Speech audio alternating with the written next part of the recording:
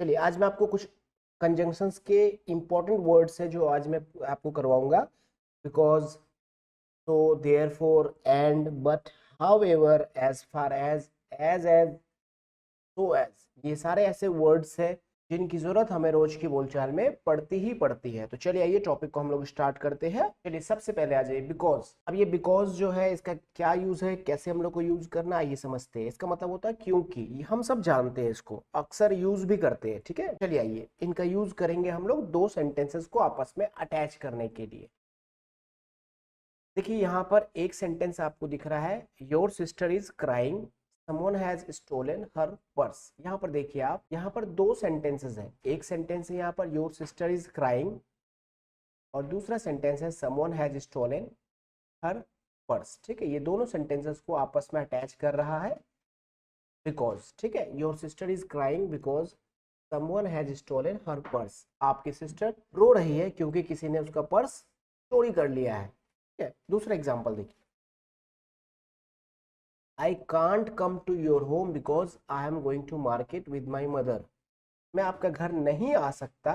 ये एक सेंटेंस देखिए, I can't come to your home एक sentence, because I am going to market with my mother. मैं आपके घर नहीं आ सकता हूँ क्योंकि मैं अपनी मम्मी के साथ मार्केट जा रहा हूँ। ठीक है, तो I can't come to your home because I am going to market with my mother.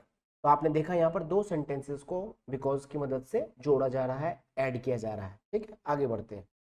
देखिए आपके सामने सेंटेंस आ गया, she couldn't go to office because she was ill. वह ऑफिस नहीं जा सका या जा सकी क्योंकि वह बीमार थी। तो आपने यहाँ पर देखा, देखिए एक सेंटेंस, ये पूरा का पूरा एक सेंटेंस है। ठीक है, she couldn't go to office एक sentence, because she was ill दूसरा सेंटेंस। ठीक है, ये बिकॉज का यहाँ पर रोल है दोनों सेंटेंस को अटैच करना। ठीक है, वह ऑफिस नहीं जा सकी क्योंकि वह बीमार थी। चलिए एक और example, you can't meet the boss because he is busy with some clients. आप बॉस से नहीं मिल सकते हैं क्योंकि बॉस दूसरे क्लाइंट्स के साथ बिजी है। ठीक है, तो आपने यहाँ पर क्या देखा, आपने यहाँ पर देखा एक सेंटेंस तो आपका ये हो गया, you can't meet the boss एक sentence, he is busy with some clients दूसरा सेंटेंस। दोनों सेंटेंस को किसने अटैच किया, ये आपका बिकॉज ने। ठीक है, you can't meet the boss because he is busy with some clients. ठीक है, चलिए आगे बढ़ते हैं। आ जाइए, अब देखिए सो एंड देयरफॉर का यूज अब कब करोगे। सो एंड देयरफॉर का यूज होता है इसलिए बताने के लिए, सो या देयरफॉर। सो या देयरफॉर बचपन से हम लोग इसको यूज करते हुए आए हैं। चलिए आइए आज इसका एक्चुअल यूज हम लोग देखते हैं। ठीक है, देखिए आपके सामने एग्जाम्पल आ गया, she is angry with you. वह आपसे नाराज है। She will not come in the party today. She will not come in the party today. ठीक है, वह आपसे नाराज है इसलिए वह पार्टी में आज नहीं आएगी। यहाँ पे आपने सो का यूज किया या फिर आपने देयरफॉर का यूज किया। ठीक है, आपने सो का यूज किया या फिर आपने देयरफॉर का यूज किया। She is angry with you तो she will not come in the party today. ठीक है, चलिए आइए आगे बढ़ते हैं। One more example in front of you, he worked hard. ने कठिन परिश्रम किया। ही गॉट प्रमोशन दूसरा सेंटेंस है ये। अब दोनों को इससे जोड़ दिया गया, सो या देयरफॉर। ठीक है, he worked hard so he got promotion या he worked hard therefore he got promotion। ठीक है, he worked hard therefore he got promotion। दोनों में से एक का आपको यूज करना, या तो आप so का यूज कर सकते हो या फिर आप therefore का यूज कर सकते हो। ठीक है, चलिए आगे बढ़ते हैं। they wanted to meet you for a long time। they wanted to meet you for a long time। I have called them। they wanted to meet you for a long time so I have called them या therefore I have called them। देखिए they wanted to meet you for a long time, वह आपसे लंबे समय से मिलना चाहते थे। ये wanted आ गया ना, सेकंड फॉर्म है तो चाहते थे आ गया। ठीक है, ये इसका मतलब चाहते थे। या therefore यूज कीजिए, फिर I have called them, इसलिए मैंने उन्हें कॉल किया, इसलिए मैंने उन्हें कॉल किया है। बात समझ में आ रही है आपको। सो या therefore दोनों में से किसी एक वर्ड का आपको यूज करना है। चलिए आगे बढ़ते हैं। एक और example, my mother is ill या फिर sick so I can't come to meet you, मेरी मम्मी जी बीमार है इसलिए मैं आपसे मिलने नहीं आ सकता। तो आपको इसलिए के लिए देयरफॉर यूज करना है या फिर सो यूज करना, दोनों में से कोई एक वर्ड आपको यूज करना, ठीक है ना, तो कंफ्यूज नहीं होना। देयरफॉर का यूज बहुत ज्यादा होता है रोज की बोलचाल में, ठीक है। चलिए एक छोटा सा क्वेश्चन आपके सामने मैं रख रहा हूँ, जल्दी से इसका रिप्लाई कीजिए आप। वह अमीर है इसलिए उसकी इज्जत की जाती है, जल्दी से कमेंट करके बताइए, वह अमीर है इसलिए उसकी इज्जत की जाती है। If you don't attend the class regularly how will you make your English speaking fluently, because at the foundation level you have to work hard. चलिए पहले जल्दी से कमेंट कीजिए मेरे बच्चों, कमेंट जल्दी से कीजिए फटाफट मेरे प्यारो। क्लास अच्छी लग रही हो लाइक जरूर कर दीजिए। अब देखिए ये जो वर्ड आपको दिख रहा है ये देयरफॉर या फिर सो दिख रहा है, इसके बाद में ना एक पूरा का पूरा सेंटेंस आएगा, ये ध्यान रखना आपको, ठीक है। एकदम आप केयरफुल रहिएगा इस बात के लिए कि ये देयरफॉर है, सो है, या बिकॉज है, या व्हेन है, या हु है, या हुम है, या हुज है, जो भी आपको मैं कंजंक्शंस के वर्ड्स में आपको पढ़ा रहा हूं, सबके बाद मतलब कोई भी कंजंक्शन का ऐसा वर्ड नहीं है जिसके बाद आप आधा अधूरा सेंटेंसेस को यूज करोगे। जैसे कि देखिए आपके सामने एक क्वेश्चन आ गया, वह अमीर है इसलिए उसकी इज्जत की जाती है, तो यहाँ पे ध्यान रखना है एक सेंटेंस एक्टिव वॉइस है, दूसरा सेंटेंस पैसिव वॉइस है, ठीक है। इसको आप कैसे बनाओगे, ऐसे बनाओगे, देखो ही इज रिच, सो यहाँ पे सो वर्ड यूज कीजिए, सो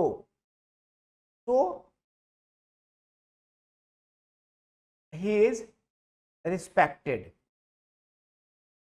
ठीक है। ये पैस देखिए ये वाला सेंटेंस पैसिव वॉइस में बना और ये वाला सेंटेंस एक्टिव वॉइस में बना, ठीक है। और सो से दोनों को आपने जोड़ दिया, अटैच कर दिया, ठीक है। बंदे के पास में माल बहुत है तभी उसकी इज्जत की जाती है, तो ऐसे नॉर्मल हम लोग बातचीत में यूज करते हैं, ठीक है बच्चों। चलो आ जाओ आगे बढ़ते हैं, आओ।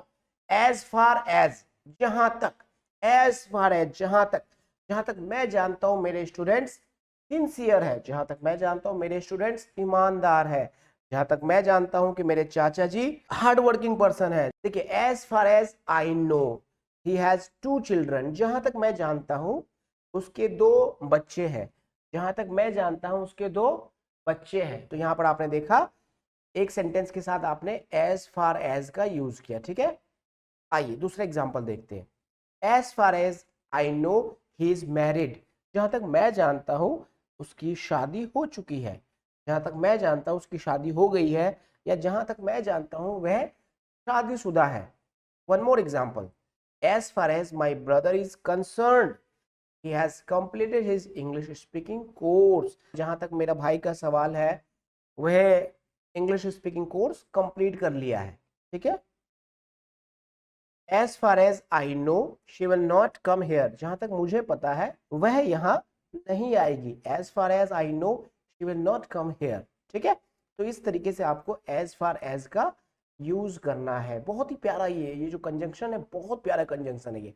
आप देखिए आप कह सकते हो जहां तक मैं जानता हूं मेरे पिताजी एक ऑनेस्ट व्यक्ति है, तो आप इसको कहेंगे as far as I know my father is an honest person. जहां तक मैं जानता हूं मेरी मम्मी एक हार्ड वर्किंग लेडी है, आप कहेंगे as far as I know my mother is a hard working lady, ठीक है। तो इस तरीके से आपको एज फार एज का यूज करना है। एंड का मतलब होता है और, ये तो आप जानते ही हो, ठीक है। सुनील एंड श्यामलाल, ये जो एंड का यूज है 2 सेंटेंसेस को जोड़ने के लिए भी होता है और 2 वर्ड्स को भी जोड़ने के लिए होता है, ठीक है। ये 2 सेंटेंसेस को जोड़ने के लिए भी होता है और 2 वर्ड्स को जोड़ने के लिए भी होता है, ठीक है। Sunil and Shyamlal are good friends, देखिए यहाँ पे Sunil and Shyamlal are good friends, तो यहाँ पर एंड से दोनों वर्ड को आपस में जोड़ा गया है, ठीक है। एंड से यहाँ पर दोनों वर्ड्स को आपस में जोड़ा गया है। Sunil and Shyamlal are good friends, ठीक है। One more examples on your screen, you can eat chocolates and cookies, तो आप यहाँ पर देख सकते हो आप चॉकलेट खा सकते हो या बिस्कुट, तो आपने देखा चॉकलेट्स एंड कुकीज, इन दोनों को एंड से जोड़ दिया गया है। You can eat chocolates and cookies today, he likes geography and English, तो यहाँ पर एस आप यूज करेंगे, ठीक है। S, he likes geography and English. एक और example, I have both a car and a bike, मेरे पास दोनों है, एक कार भी और एक बाइक भी, ठीक है।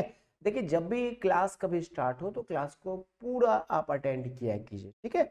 कुछ बच्चे मनमौजी की तरह से क्लास अटेंड करते हैं, थोड़ा सा अटेंड करेंगे 5 मिनट, फिर चले जाएंगे, फिर आ जाएंगे, ऐसे नहीं, मज़ा नहीं आता ऐसे ना।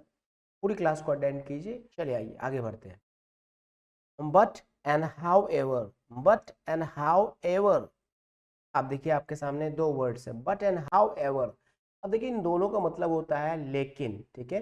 इसको लेकिन भी आप कह सकते हो, इसको आप किंतु भी कह सकते हो, इनको आप परंतु भी कह सकते हो, लेकिन, किंतु, परंतु। अब देखिए इसका आप यूज कैसे करेंगे। Rakhi is very intelligent but however she is poor. अब देखिए यहाँ पर क्या है, दो सेंटेंस है। Rakhi is very intelligent but however she is poor. तो आप यहाँ पर देखिए राखी क्या है, बहुत इंटेलिजेंट है लेकिन वह गरीब है। यहाँ पर बट या हाउ एवर का यूज हुआ है, ठीक है। तो राखी, ये देखिए आपके सामने एक सेंटेंस हो गया, राखी इज वेरी इंटेलिजेंट, एक सेंटेंस। दूसरा सेंटेंस है शी इज पुअर। यहाँ पर बट या हाउ एवर का आपने यूज करना है, दोनों में से कोई एक वर्ड आप यूज करेंगे, ठीक है, किंतु या परंतु के लिए। राखी बहुत ही इंटेलिजेंट लड़की है लेकिन वह गरीब है। दूसरा एग्जाम्पल देखिए, Suhail worked hard he failed. Suhail ने बहुत कठिन मेहनत की लेकिन वह फेल हो गया। Suhail worked hard but he failed, या फिर Suhail worked hard however he failed, ठीक है। One more example you have, he was not scolded but beaten. उसे डांटा नहीं गया बल्कि पीटा गया, उसे डांटा नहीं गया बल्कि पीटा गया, ठीक है। Kalu and Basanti love each other but they fight always. अब देखिए यहाँ पर एक सेंटेंस है, Kalu and Basanti love each other. Kalu and Basanti एक दूसरे से प्रेम करते हैं लेकिन वे हमेशा लड़ते हैं। दे फाइट ऑलवेज, ऑलवेज को यहाँ यूज करेंगे, ठीक है। दे ऑलवेज फाइट, ठीक है, दे ऑलवेज फाइट। चलिए आगे बढ़ते हैं। आप देखिए यहाँ पर क्या है, एज एज। एज का यूज आप कहाँ करोगे, कंपैरिजन करने के लिए, जब आपको सिमिलरिटी बतानी है। सिमिलरिटी का मतलब क्या होता है, तो ऐसी चीजें जो बराबर है उसे बोलने के लिए आपको एज का यूज करना पड़ता है, ठीक है। देखिए कैसे बोलेंगे आप इसको, she is as intelligent as your brother. She is as intelligent as your brother. मतलब क्या हो गया इसका, वह तुम्हारे ब्रदर की जितना इंटेलिजेंट है, वह तुम्हारे ब्रदर की जितना इंटेलिजेंट है, ठीक है ना। इसको आप ये देखिए, इसको तोड़ के आप इस तरीके से समझ सकते हैं, जैसे कि छोटा सा ये आपने लिखा, she is an intelligent, she is an intelligent, आपने लिखा शी इज एन इंटेलिजेंट। फिर एक दूसरा सेंटेंस है, your brother is an intelligent. ये दो सेंटेंस हो गया। अब इन दोनों को मिला दिया गया तो यहां पर आपने देखा she is an intelligent, your brother is an intelligent, ठीक है। तो आपने क्या देखा यहाँ पर, शी इज, आपने शी इज यूज किया, she is as intelligent as your brother, ठीक है। तो एज का आपने यूज किया, तो आपने पहले एज का यूज किया, एज के बाद में एक एडजेक्टिव, और फिर आपने एक एज और है, एज के बाद में आप दूसरा जो सब्जेक्ट है वो आपने यूज कर दिया, दूसरे सेंटेंस का जो सब्जेक्ट है। यहाँ पर देखिए पहले सेंटेंस का एडजेक्टिव आपने यूज कर दिया इंटेलिजेंट, और दूसरे सेंटेंस का सब्जेक्ट यूज किया। चलिए आइए आगे बढ़िए, एक और एग्जांपल देखिए, Monu is as smart as Sohan Lal. Monu is as smart as Sohan Lal. आपको यहाँ पर ध्यान रखना है एक बात का, कि ये जो एज है, देखिए एक एज और दूसरे एज के बीच में आपको एडजेक्टिव का यूज करना है, ठीक है। हाँ, एडजेक्टिव का यूज करना है, चाहे कुछ भी हो सकता है, ये ब्यूटीफुल हो सकता है, इंटेलिजेंट हो सकता है, स्मार्ट हो सकता है, क्लेवर हो सकता है, कॉस्टली हो सकता है, चीप हो सकता है, ब्लैक हो सकता है, व्हाइट हो सकता है, मतलब कोई भी एडजेक्टिव हो, एज के बीच में आपको एक एडजेक्टिव का यूज करना है, ठीक है। चलिए आगे बढ़ते हैं। एक और एग्जांपल देखिए, my mother is as rich as Sonam. मेरी मदर सोनम के इतना अमीर है। मेरी मदर सोनम के जितना अमीर है। My mother is as rich as Sonam. मेरी मदर सोनम के जितना अमीर है, ठीक है।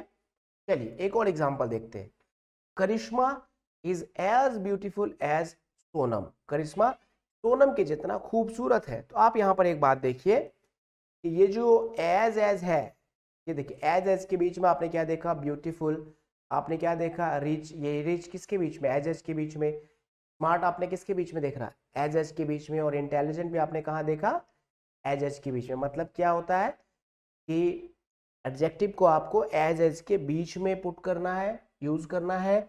और दूसरे सेंटेंस मतलब क्या है कि देखिए एडजेक्टिव तो कॉमन है ना, यहाँ पर एडजेक्टिव आपको कॉमन दिख रहा है, ठीक है, एडजेक्टिव यहाँ पर कॉमन दिख रहा है, ठीक है। चलिए आइए आगे बढ़ते हैं। सो एज, ये जो सो एज ना डिसिमिलरिटी को बताता है। डिसिमिलरिटी का मतलब ये होता है कि मतलब नॉट इक्वल टू आप इसको कह सकते हो, ठीक है, not equal to. Not equal to का क्या मतलब होता है भाई, रोहित मोहित जितना स्मार्ट नहीं है, यहाँ पर नॉट का यूज होता है। एग्जाम्पल देखिए, I am not so strong as you, यहाँ पर देखिए I am not so strong as you, मैं आपके जितना स्ट्रॉन्ग नहीं हूँ। I am not so strong as you, मैं आपके जितना स्ट्रॉन्ग नहीं हूँ। तो यहाँ पर देखिए, यहाँ पे सो एज का यूज किया गया है। इन दोनों के बीच में क्या करना है आपको, एडजेक्टिव का यूज करना है, ठीक है।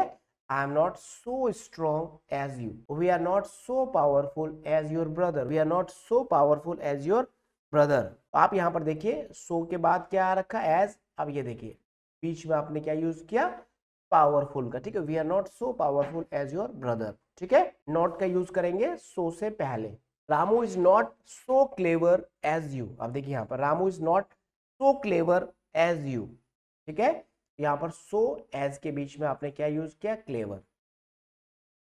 माई brother is not so lazy as your brother, मेरा भाई तुम्हारे भाई जितना लेजी नहीं है, ठीक है। अब देखिए इसका स्ट्रक्चर क्या होता है, ऐसे समझ लीजिए, आपको पता ही सबसे पहले क्या आ गया, सब्जेक्ट आ गया, सब्जेक्ट के बाद में क्या आ गया आपका, वर्ब आ गया, सब्जेक्ट के बाद में वर्ब ले लीजिए आप, ठीक है, सीवी ले लीजिए, कॉम्बिनेशन ऑफ वर्ब सीवी। देख एम नॉट हो गया, ठीक है, एम नॉट है, आर नॉट है, इज नॉट है, वॉज नॉट है, कुछ भी हो सकता है, ये सीवी आ गया, ठीक है। उसके बाद आप यूज कीजिए सो, उसके बाद एडजेक्टिव, फिर आप यूज कीजिए एज, फिर आप यूज कीजिए ऑब्जेक्ट। ऑब्जेक्ट का मतलब क्या होता है, जिसके साथ में आप कंपैरिजन कर रहे हैं, ठीक है। यहाँ पर देखिए आई एम नॉट, तो आई सब्जेक्ट है, एम नॉट आपका सीवी है, तो ये आ गया सो।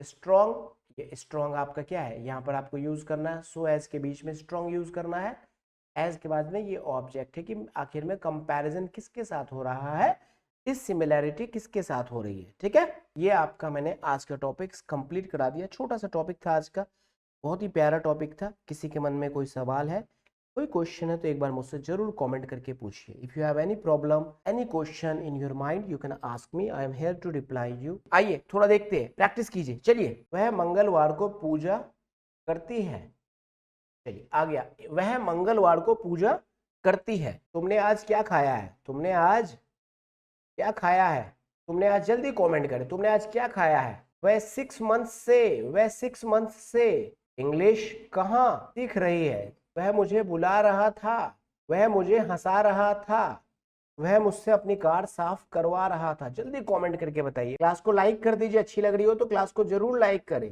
देखिए वह मंगलवार को पूजा करती है, तो यहाँ पर देखिए क्या होगा, शी वर्शिप्स, देखिए यहाँ पर she worships on Tuesday, she worships on Tuesday, ठीक है।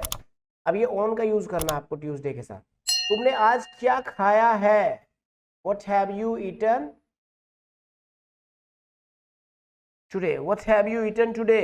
वह 6 महीने से इंग्लिश कहाँ सीख रही है, कैसे बोलेंगे आप इसको, where has she been learning English for 6 months, ठीक है। वह मुझे बुला रहा था, सिंपल है ये, past continuous. He was calling me, वह मुझे बुला रहा था, ही वाज कॉलिंग मी। वह मुझे हंसा रहा था, he was making me laugh. वह मुझसे अपनी कार साफ करवा रहा था, ही वाज गेटिंग